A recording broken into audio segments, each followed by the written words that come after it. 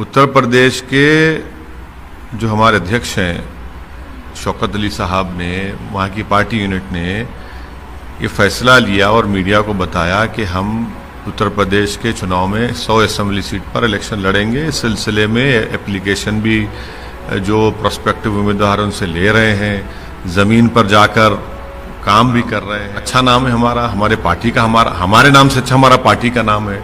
हमारी पार्टी बड़ी पॉपुलर है, उत्तर प्रदेश में मजबूत है और 5 साल से ज़्यादा जो पिछले असेंबली चुनाव में हम लड़े थे और अब में बहुत फ़र्क आ चुका है। ये अलग बात है कि लोगों को समझ में नहीं आ रहा, दिख नहीं रहा, बट ज़मीन पर बहुत अच्छा काम हो रहा है। हम खुद जाकर वहाँ पर काम करेंगे। कोविड की सेकेंड वेव की वजह से हम रुक गए, वरना तो हम जा रहे थे, फिर जाएंगे। अच्छा वेरीफाई करने की कोशिश की कि कोई किसी झांसे में ना आए, हमारा MIM से कोई गठबंधन होने नहीं जा रहा है, क्या कहना है? हमारा भी तो किसी से गठबंधन नहीं है। हमारा तो अभी तक हम तो राजभर साहब के साथ हैं भाग्यदारी संकल्प मोर्चा के तहत, और हमारे पार्टी के यूपी के प्रेसिडेंट ने इस बात का ऐलान भी किया कि हम MIM पार्टी आने वाले 2022 के असेंबली चुनाव में हम 100 असेंबली सीट पर इंतखाबात में हिस्सा लेंगे। हमने लोगों से एप्लीकेशन लेना भी शुरू कर दिया। शौकत साहब गांव-गांव, ज़िले-ज़िले, कॉन्स्टिट्यूंसी फिर रहे हैं और हर पार्टी को इख्तियार है कि वो फैसला ले अपनी पार्टी की अच्छाई के लिए। मगर हमारा तो क्या, हमारे पार्टी के जिम्मेदार ने किसी पॉलिटिकल पार्टी से बातचीत की या किसी दूसरे पार्टी के MP से बातचीत की? कुछ बातचीत ही नहीं की हमने। तो सर ये बात कैसे आई? क्योंकि कहा जाता है नहीं, तो अगर स्मोक हुआ है, धुआं उठा है, तो भाई किसने आग लगाई है ये वो देखा जाए। हम तो नहीं कहे, हम तो अपने काम में मसरूफ है, हमको तो पता भी नहीं है। हमारे तरफ से ना हम उसको बोले हैं, ना हमको मालूम है ये क्या हो रहा है। तो जो पार्टी अपना फैसला ले सकती है, वो अपना फैसला, हम भी अपना फैसला लेंगे। आपकी तरफ से कोई इस तरह का प्रयास नहीं किया गया माजी में? कुछ भी नहीं, कुछ हुआ ही नहीं। अगर कुछ होता तो हम ऑफिशियली बता देते आपको। कुछ बातचीत ही नहीं हुई किसी से, तो कैसा बोलेंगे? तो मायावती जी के बयान पे क्या कहना है आपको? नहीं, वो उनकी पार्टी, वो उनका फैसला करे, हम अपनी पार्टी का हम अपना फैसला करेंगे। हम कैसा किसी और के पार्टी के फैसले पे हम कैसा बोलेंगे? हर पार्टी को अपनी पार्टी को आगे बढ़ाने का इख्तियार है, तो हमको भी अपनी पार्टी का यूपी में आगे बढ़ाने का इख्तियार है और रहेगा। सर उत्तर प्रदेश में बता देंगे कि आपकी क्या स्ट्रेटेजी रहेगी, कितने सीटों पे चुनाव लड़ेंगे और क्या आपकी प्राथमिकता रहेगी?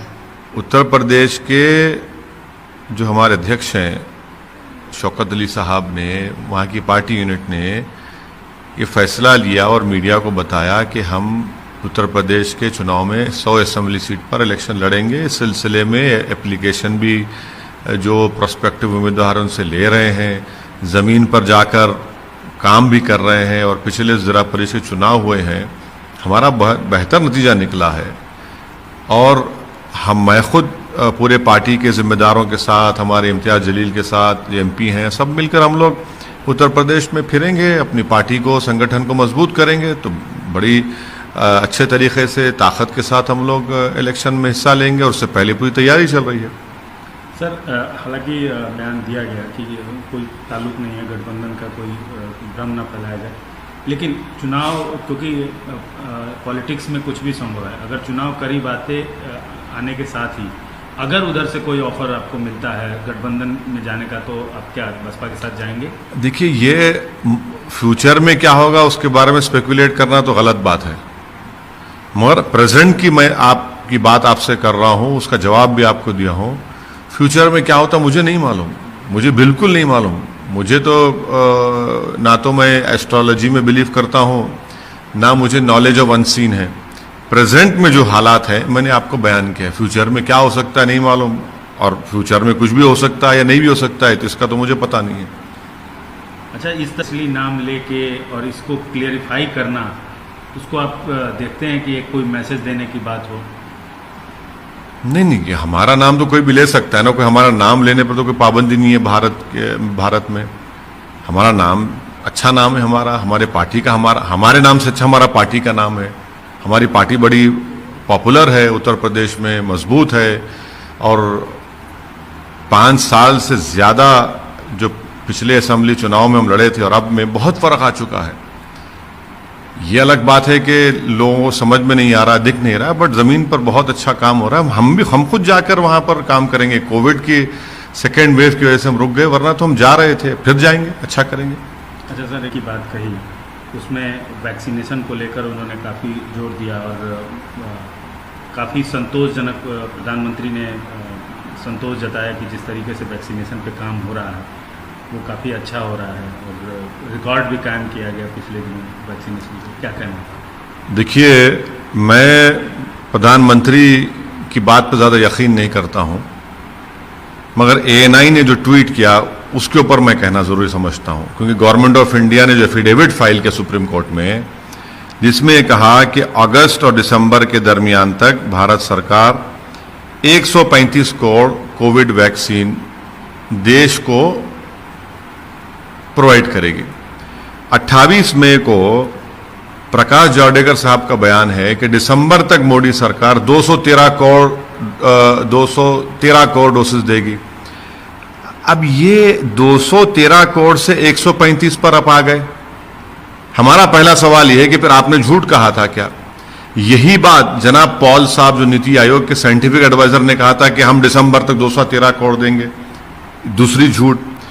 तीसरी झूठ मोदी सरकार की यह है कि आज की तारीख में भारत बायोटेक महाना मंथली सिर्फ 50 लाख वैक्सीन दे रहा है, और मोदी सरकार देश को यह कह रही है कि जून में 50 लाख दिए हैं, तो अगस्त से दिसंबर तक वो लोग 7 करोड़ 60 लाख डोसेस देंगे। भाई, ये अफसानों में, ये कॉमिक बुक्स में अच्छा लगता है इस तरह के बड़े बड़े नंबर छोड़ देना। आप जून में 50 लाख और आप कह रहे अगस्त से 7 करोड़ 60 लाख देंगे भारत बायोटेक। चलिए, वो तीनों पब्लिक सेक्टर अंडरटेकिंग को मिला भी लीजिए, जो गुजरात का कंसोर्टियम है उसको भी मिला लीजिए, तो ये इनका सरासर एक के बाद इनके झूठ, इनकी गलतियां एक्सपोज हो रहे देश की जनता के सामने। और मैं शुरू से कह रहा हूं कि इनके पास वैक्सीन प्रोक्योरमेंट की पॉलिसी शुरू से गलत रही है, अभी भी गलत बोला जा रहा है। लेकिन सर, मैं अभी तो मिल रही है, लोगों को लगाया जा रहा है लगातार। भाई, लगाया जा रहा है, कैसे लगना चाहिए? रोज 1 करोड़ लगना चाहिए, तभी तो जाकर आप दिसंबर तक जो आपका अडल्ट पॉपुलेशन है, जो आपके फ्रंटलाइन वर्कर्स हैं, जो हेल्थ वर्कर्स हैं, जो आपके 18 साल से ज्यादा के लोग हैं, उन सबको तो कर पाएंगे ना आप ही ने तो दावा किया था, हमने तो दावा नहीं किया। आप ही ने कहा कि हम करेंगे, आप गलत साबित हो रहे हैं।